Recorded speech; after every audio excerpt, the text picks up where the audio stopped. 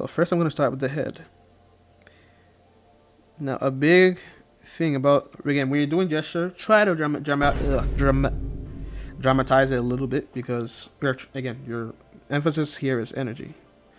So again, if you remember, for those who might not have been here when I first started teaching that,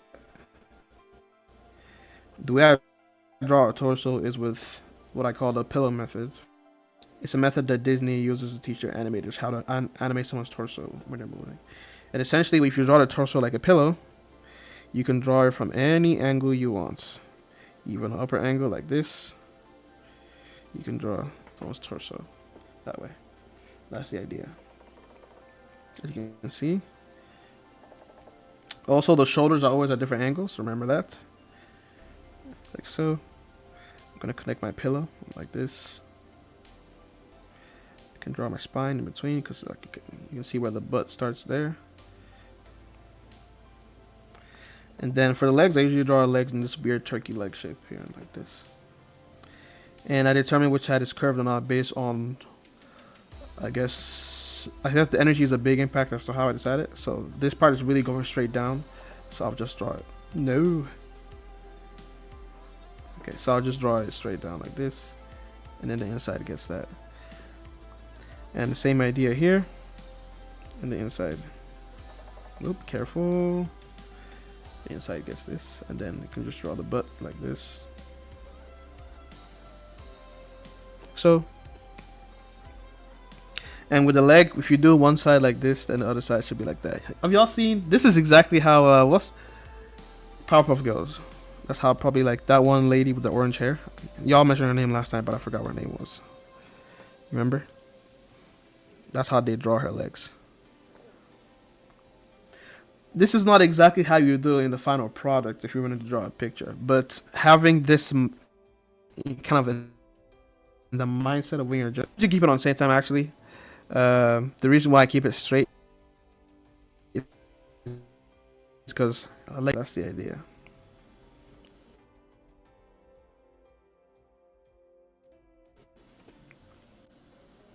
Like so. Then the arms, you can start with the shoulder blade. And then I like to curve the, what's that called? The bicep, tricep?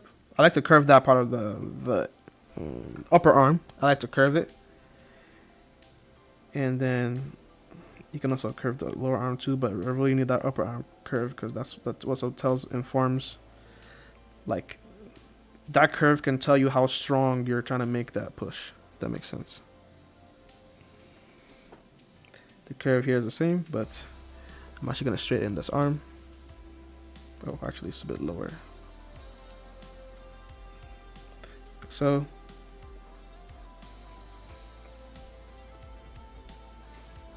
And then it's going to pull like this. But yeah, that's the idea. You're really doing like strong shapes to highlight your gesture. I actually prefer this sketch. I'm gonna go with this one. Wait, actually, this one ended up being good. Okay, I think I like this one. Yeah, I actually like this one more. I'm gonna go with this one.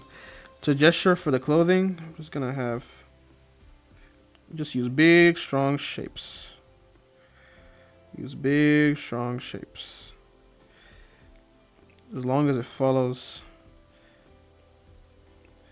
a meaningful shape like this. You see, I'm doing a bit of exaggeration there too.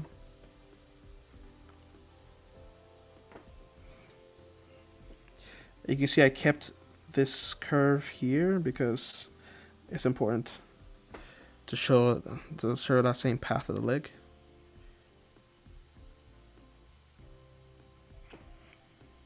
Show that curve. I can just do a bunch like this for this arm.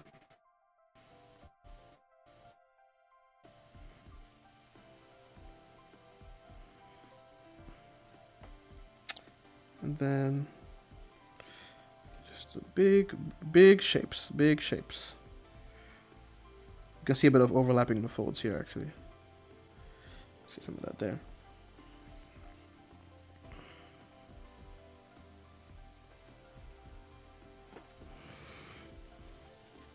But yeah. Gesture, big shapes, big energy. Oop. That's how you do it. Again, of course, I'm gonna keep doing these. We're gonna have repeated lives where we go over these. I might even have lives where we spend like first maybe an hour working on gestures and then moving on to another topic if y'all like that. But yeah, this gesture is something. Gesture and clothing folds is something we're gonna keep coming back to because those are really important as far as getting poses the way you like them. But yeah, I actually just realized. Pretty. All right, thank you. Let's move this up a little bit. Actually, center the head. Yeah, definitely. We're gonna have repeated. We're gonna repeatedly go over this because I feel like it's really important. Okay, next. Now facial expressions. All right.